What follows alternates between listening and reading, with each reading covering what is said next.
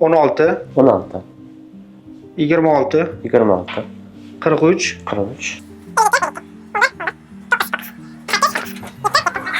65. 65, Juda yaxshi holatda.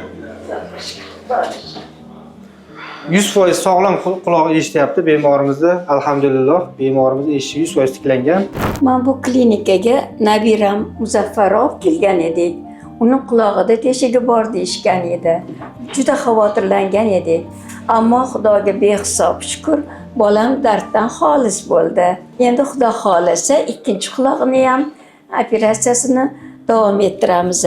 Bolam hozir eshitishlari yaxshi, o'zini tutishlari yaxshi, Xudoga behisob shukr. Juda ko'p kasal bo'lardi. Hozir juda yaxshi yuribdi. Xudoga behisob shukr.